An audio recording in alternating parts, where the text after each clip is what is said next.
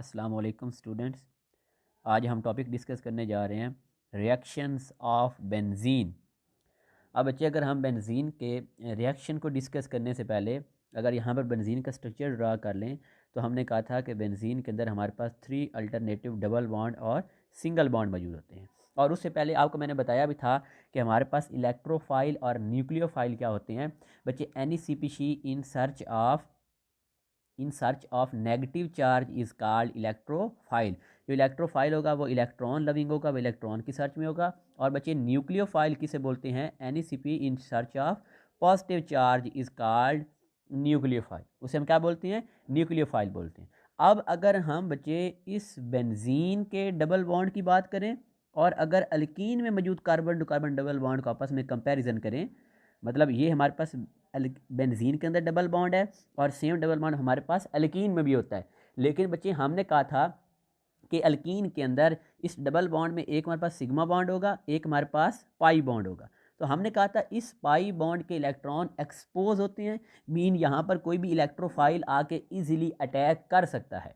लेकिन अगर हम बेंजीन की बात करेंगे तो चूँकि बेंजीन के जो इलेक्ट्रॉन बचे होते हैं वो डी लोकलाइज इलेक्ट्रॉन होते हैं, वो हाईली स्टेबल होते हैं। तो यहाँ पर बेंजीन के ऊपर कोई वीक इलेक्ट्रोफाइल अटैक नहीं कर सकता, क्योंकि जब हमारे पास किसी इलेक्ट्रोफाइल ने अटैक करना है तो उस वक्त कुछ टाइम के लिए जो बेंजीन की बच्चे जो इसकी जो शीट है, वो इलेक्ट्रॉन क्लाउड की शीट, वो कुछ टाइम के लिए क्या हो जानी है? वो ब्रेक हो जानी है। तो मतलब वीक इलेक्ट्रोफाइल तो उस डी लोकलाइज इलेक्ट्रॉन क्लाउड की शीट को इजीली ब्रेक नहीं कर सकता। तो मतलब हमें एक ऐसा स्ट्रॉन्ग इलेक्ट्रोफाइल चाहिए जो इस बेंजीन की जो डी लोकलाइज इलेक्ट्रॉन क्लाउड की जो शीट है उसे क्या कर दे? ब्रेक कर दे। मतलब वीक इलेक्ट्रोफाइल से हमारा काम नहीं चलेगा, बल्कि यहाँ पर एक स्ट्रॉन्ग इलेक्ट्रोफाइल चाहिए जो कि बेंजीन की जो डी लोकलाइज इलेक्ट्रॉन क्लाउड की शीट है उसको ब्रेक कर दे। अब अगर हम मेन रिएक्शन का बात करें तो हमने कहा था हालांकि बेंजीन के अंदर डबल बॉन्ड भी हैं, लेकिन बेंजीन एडिशन रिएक्शन इतनी खुशी खुशी नहीं देती। क्यों नहीं देती? क्योंकि जब वो एडिशन रिएक्शन देगी तो उसमें बेंजीन की जो स्टेबिलिटी है वो लॉस्ट हो जाएगी। तो इस वजह से बेंजीन जो है वो एडिशन रिएक्शन इतना आसानी से नहीं देती, लेकिन देती है, लेकिन अंडर ड्रास्टिक कंडीशन। तो मेनली बेंजीन हमारे पास कौन सी रिएक्शन देगी बच्चे? जो भी चीज़ स्टेबल होगी, तो स्टेबल जो चीज़ होगी वो हमारे पास सब्सटीट्यूशन रिएक्शन शो करेगी। तो मतलब जो बेंजीन है इसने भी सब्सटीट्यूशन रिएक्शन शो करना है। कौन से सब्सटीट्यूशन? Electrophilic substitution reaction. और जब हमने बेंजीन के अंदर किसी हैलोजन को ऐड करवाएंगे, उसकी सब्सटीट्यूशन करवाएंगे, मतलब बेंजीन में से एक हाइड्रोजन को हमने रिमूव करना है और उसके अंदर किसी हैलोजन को हमने ऐड करना है, तो इस प्रोसेस को हम क्या बोलेंगे? Halogenation. Addition of halogen into benzene is called halogenation. यहाँ पर सब्सटीट्यूशन हो रही है, हाइड्रोजन वहाँ से रिमूव कर रहे हैं बेंजीन से और बेंजीन के अंदर हैलोजन को हम ऐड कर रहे हैं। तो अब हैलोजन को ऐड करने से पहले हमें एक कैटलिस्ट रिक्वायर है। वो हमारे पास कैटलिस्ट बच्चे क्या होता है? वो हमारे पास होता है फेरिक हलाइड। क्या रिक्वायर है? Ferric halide. अब बच्चों को पता है ना कि जो आयरन है उसकी सिंबल क्या होती है? Fe। और ये जो हमारे पास आयरन होता है ये +2 हमारे पास ऑक्सीडेशन स्टेट भी शो करता है और +3 भी करता है। तो जब ये +2 ऑक्सीडेशन स्टेट शो करेगा इसे हम बोलेंगे फेरस, और जब ये +3 ऑक्सीडेशन स्टेट शो करेगा तो इसे हम बोलेंगे फेरिक। तो अगर हमारे पास, वो कहता है अगर हमारे पास आयरन भी आती है एज अ कैटलिस्ट, तो आयरन को हम पहले कन्वर्ट कर लेंगे फेरिक हलाइड के अंदर, जिसके अंदर इस आयरन की ऑक्सीडेशन स्टेट क्या होगी? +3। तो ये जो आयरन हलाइड होगा ये एक्ट करेगा एज अ कैटलिस्ट, क्योंकि इस आयरन हलाइड की मौजूदगी में अभी एक स्ट्रॉन्ग इलेक्ट्रोफाइल जनरेट होगा। वो स्ट्रॉन्ग इलेक्ट्रोफाइल है फिर बेंजीन के ऊपर जा क्या करेगा? वो अटैक करेगा। तो अगर हमारे पास आयरन आती है तो आयरन को पहले हम किस में बच्चे कन्वर्ट करेंगे? हम कन्वर्ट करेंगे फेरिक हलाइड के अंदर। वो फेरिक हलाइड फिर किसके साथ रिएक्ट करेगी? दोबारा हैलोजन के साथ रिएक्ट करेगी। जब वो हैलोजन के साथ रिएक्ट करेगी तब अब ये हमारे पास एक स्ट्रॉन्ग इलेक्ट्रोफाइल जनरेट हो गया और साथ हमारे पास क्या बनेगा? FeX4 नेगेटिव, ये एनाइन बन जाएगा। अब इस रिएक्शन को अगर हम यहाँ पे देखें तो देखिए सबसे पहले हमने आयरन लिया। अब बच्चे इस आयरन ने हैलोजन के साथ क्या किया? रिएक्ट किया। तो पहले खुद क्या बन गया? Iron halide. अब आयरन हलाइड जो है ये फेरिक हलाइड जो है इसने फिर हैलोजन से रिएक्ट करना है। अब हमारे पास जो X पॉजिटिव है ये बच्चे क्या बन गया? Halogenonium ion. This is a strong electrophile.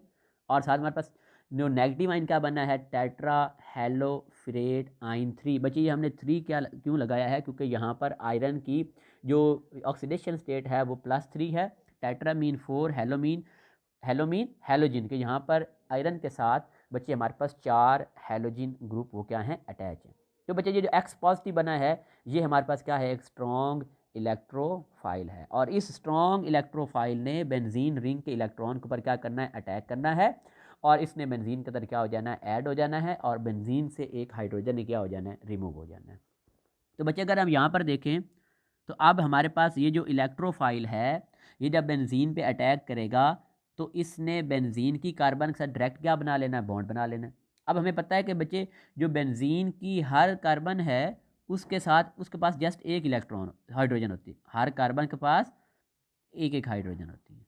अब देखिए अब हमारे पास जब ये डबल बॉन्ड और ये इलेक्ट्रोफाइल जब डबल बॉन्ड पे अटैक करेगा, या हम ये भी कह सकते हैं कि जो बच्चे डबल बॉन्ड है, अब देखिए जिस चीज़ के पास इलेक्ट्रॉन है, खुद इलेक्ट्रॉन जिसके पास है वो किस चीज़ की सर्च में होगा। अब देखिए अगर मैं बात करूं कि बेंजीन के पास डबल बॉन्ड है, मतलब बेंजीन के पास इलेक्ट्रॉन्स है, तो बेंजीन खुद किस तौर पर बिहेव करेगी, एज अ न्यूक्लियोफाइल। बेंजीन खुद क्या होगी, वो न्यूक्लियोफाइल होगी, मतलब वो किसी पॉजिटिव चार्ज की सर्च में है। अब देखिए वो अटैक किस पे करेगी, एक्स पॉजिटिव। अब एक्स पॉजिटिव किसकी तलाश में है, नेगेटिव चार्ज की तलाश में है, तो एक्स पॉजिटिव क्या बोलेंगे, इलेक्ट्रोफाइल बोलेंगे। मतलब ये कि अगर हम एरो को ऐसे रिप्रेजेंट करें तो इसका मतलब क्या है कि ये जो बेंजीन के पाई बॉन्ड के इलेक्ट्रॉन हैं वो इलेक्ट्रोफाइल पे अटैक कर रहे हैं, और इलेक्ट्रोफाइल इधर क्या हो जाएगा, वो ऐड हो जाएगा। और बच्चे उस वक्त यहाँ से अब देखें, अब जब ये डबल जब ये वाला पाई बॉन्ड जब ब्रेक होगा तो अब इस कार्बन के हमारे पास 3 बॉन्ड हैं, ये देखें 1 2 3, तो कार्बन जस्ट 3 बॉन्ड बना रही है, तो इस वजह से इस नीचे वाली कार्बन बच्चे क्या चार्ज अपेयर हो जाएगा, प्लस चार्ज अपेयर हो जाएगा। और ऊपर वाली जो कार्बन है इसके पास चारों बॉन्ड इसके कंप्लीट हैं, 2 कार्बन के साथ सिग्मा बॉन्ड है, तीसरा हाइड्रोजन के साथ, और चौथा हेलोजन के साथ। और बच्चे ये वो आयन जिसके बेंजीन मतलब बेंजीन आयन जिसके ऊपर पॉजिटिव चार्ज इंडिकेट हो, इसको हम बेंजीनोनियम आयन भी बोलते हैं, या हम इसको एरिनियम आयन भी बोलते हैं, या हम इसको सिग्मा कम्प्लेक्स भी बोलते हैं, या हम इसको सिग्मा कम्प्लेक्स भी बोलते हैं। ये इसके 3 नेम्स हैं, ये आपने नोट कर लेने हैं, बड़े इंपॉर्टेंट है एमसीक्यूज़ के लिहाज से। और बच्चे यहाँ पर एक और आपने बात समझनी है, हमने मैं इसको दोबारा ड्रा करूँ, देखें हमारे पास ये बेंजीन है, जब इसके पास मैं इसकी अगली स्टेट बना रहा हूँ, जब इस पे इलेक्ट्रोफाइल ने अटैक कर दिया तो अब बच्चे इस कार्बन पे पॉजिटिव चार्ज है, लेकिन इस कार्बन के चारों बॉन्ड क्या हैं, कंप्लीट हैं।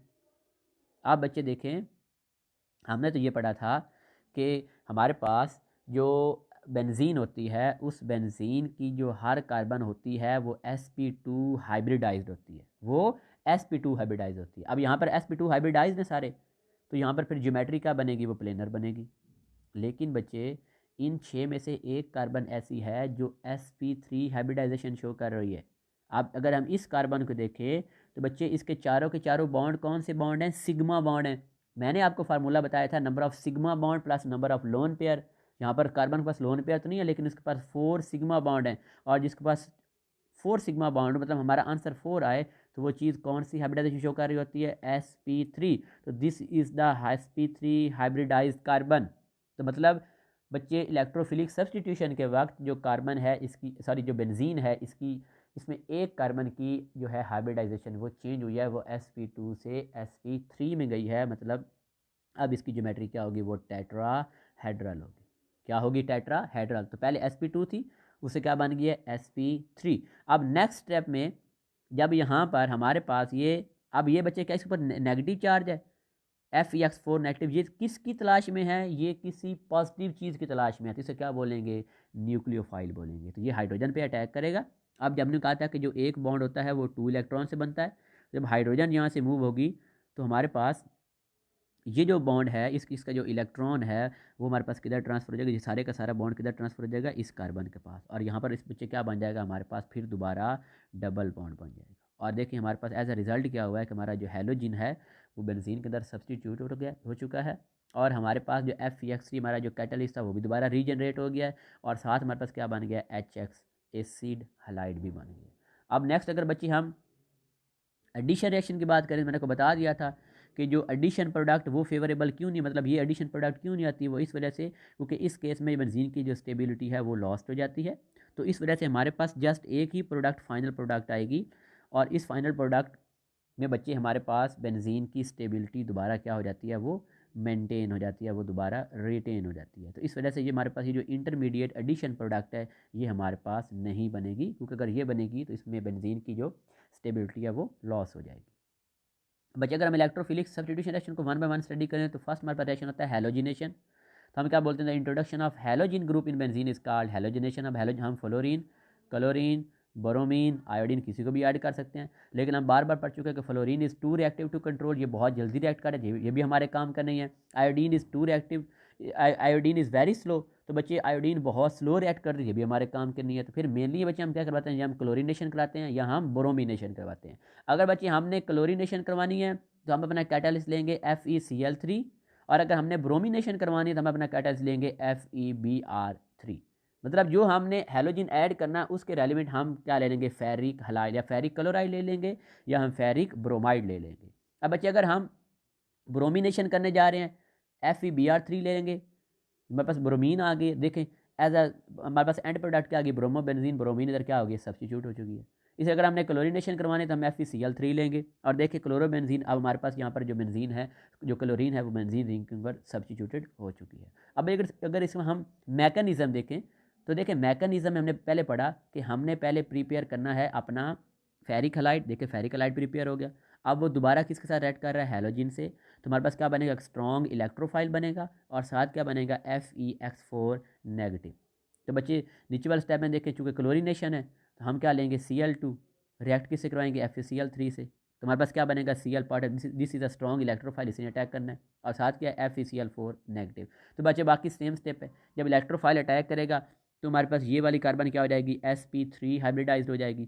नेक्स्ट स्टेप के अंदर जब इधर हमारे पास Fe जो Cl4 है, ये देखें FeCl4, इसने यहाँ से हाइड्रोजन को रिमूव कर लेना है, तो ये वाला बॉन्ड ट्रांसफ़र इधर हो जाएगा। अब कार्बन टू कार्बन दोबारा ये क्या बन गया है, डबल बॉन्ड बन गया है। और ये जो FeCl4 है, जब ये हाइड्रोजन आयन को अपने अंदर ऐड करेगी, मतलब यहाँ से इसको रिमूव करवाएगी, तो ये कन्वर्ट हो जाएगी FeCl3, मतलब हमारा जो कैटलिस्ट है वो दोबारा रीजनरेट हो गया, और साथ क्या बन गया है, HCl बन गया। अब बच्चे इस तरह अगर हम अल्काइल बेंजीन की बात करें, अल्काइल बेंजीन वो होते हैं कि जिनके ऊपर बेंजीन के ऊपर कोई ना कोई अल्काइल ग्रुप मौजूद होगा। अब बच्चे जब इनकी हमने हैलोजिनेशन करवानी है ना, तो याद रखना इनकी हैलोजिनेशन के वक्त हमने आयरन हैलाइड को यूज़ नहीं करना, बल्कि हमने किसको यूज़ करना है बच्चे, सनलाइट को यूज़ करना है।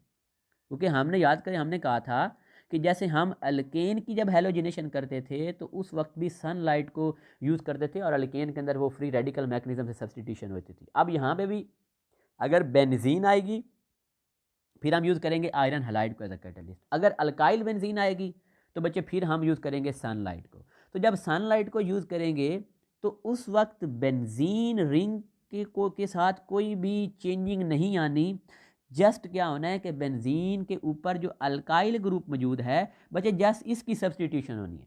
मीन स्टेप बाय स्टेप इसमें से एक हाइड्रोजन रिमूव होगी, एक हाइड्रोजन ऐड हो जाएगा। अब ये देखें, ये हमारे पास क्या है, टोलुइन है, जिसके ऊपर CH3 ग्रुप लगा होता है। अब जब इसकी क्लोरीनेशन करवाएंगे तो बेंजीन पे कुछ फर्क नहीं पड़ रहा, जस्ट उस CH3 में से एक हाइड्रोजन रिमूव होगा और एक क्लोरीन ऐड हो जाएगा, जिसका नाम क्या बन जाएगा, बेंजाइल। मैंने आपको बताया था कि जब बेंजीन के ऊपर CH2 ग्रुप लगा हो तो उसे क्या बोलते हैं, बेंजाइल बोलते हैं। अब बच्चे जब इस बेंजाइल क्लोराइड की जब हम क्लोरीनेशन करवाएंगे तो हमारे पास एक क्लोरीन फिर यहाँ से गायब हो जाएगा, सॉरी एक हाइड्रोजन यहाँ से निकल जाएगा, एक क्लोरीन ऐड हो जाएगा। तो मैंने कहा था अगर बेंजीन के ऊपर CH ग्रुप लगा हो तो उसमें क्या बोलते हैं, बेंजल, तो नाम क्या बन जाएगा, बेंजल क्लोराइड। अब बच्चे जो रिमेनिंग हमारे पास थर्ड हाइड्रोजन है वो भी नेक्स्ट स्टेप में क्या हो जाएगी, यहाँ से निकल जाएगी, और हमारे पास प्रोडक्ट क्या बन जाएगी, बेंजो ट्राई क्लोराइड। तो हमने देखा कि जब हम अल्काइल बेंजीन की हैलोजिनेशन करवाएंगे, नंबर 1 तो वो हम सनलाइट की प्रेजेंस में करवाएंगे, और सेकंड नंबर पे बच्चे हम क्या करवाएंगे कि उस अल्काइल ग्रुप की जस्ट सब्स्टिट्यूशन होगी, बेंजीन पे कोई फ़र्क नहीं पड़ेगा, मतलब यहाँ पर वो इलेक्ट्रोफाइल इन्वॉल्व नहीं है। अब जब नाइट्रेशन की बात करें तो the introduction of nitro group in benzene is called nitration. अब इसमें हम मिक्सचर यूज़ करते हैं 1:1, मतलब हम यूज़ करेंगे HNO3 और H2SO4। अब जब आपस में रिएक्ट करेंगे तो यहाँ पर भी स्ट्रॉन्ग इलेक्ट्रोफाइल जनरेट होगा, और वो स्ट्रॉन्ग इलेक्ट्रोफाइल हमारे पास क्या होता है, NO2 पॉजिटिव, रिएक्ट करेगा एज एन इलेक्ट्रोफाइल, इसको नाइट्रोनियम आयन हम बोलते हैं, और ये अंदर क्या हो जाएगा, सब्सटीट्यूट, हमारी प्रोडक्ट क्या बन जाएगी, नाइट्रोबेंजीन बन जाएगी। और यहाँ पर बच्चे आपने इसका टेम्परेचर ज़रूर याद रखना, कितना होता है हमारे पास 52-55 डिग्री सेंटीग्रेड। अब बच्चे अगर इसके मैकेनिज्म की बात करें, देखें ये हमारे पास HNO3 H2SO4, तो बच्चे फर्स्ट ऑफ ऑल H2SO4 में से जब हम एक हाइड्रोजन को निकालेंगे तो वो कन्वर्ट हो जाएगा HSO4 नेगेटिव के अंदर। अब हम H2SO4 से क्या निकाल रहे हैं, हाइड्रोजन। इसी तरह हम HNO3 से क्या निकालेंगे, हाइड्रोक्सल। तो बच्चे ये दोनों मिलकर क्या बना देंगे, वाटर बना देंगे। अब HNO3 में से जब हमने हाइड्रोक्सल को निकाला तो रिमेनिंग थिंग बच्चे क्या बच जाएगी, NO2 positive, this will act as an electrophile. तो बच्चे जब ये बेंजीन रिंग पे अटैक करेगा, सेम वही, ये जो हमारे पास sp3 हाइब्रिडाइज कार्बन आ गई है, इस कार्बन के हमारे पास 3 बॉन्ड है तो पॉजिटिव चार्ज आ गया है। नेक्स्ट स्टेप में इस न्यूक्लियोफाइल ने हाइड्रोजन को रिमूव कर लेना है, तो हमारा sulphuric acid as a catalyst वो रीजनरेट हो जाएगा और नाइट्रो ग्रुप बेंजीन के अंदर ऐड हो जाएगा, और इस प्रोसेस को हम क्या बोलेंगे, नाइट्रेशन बोलेंगे। ओके बच्चे, अल्लाह हाफिज़।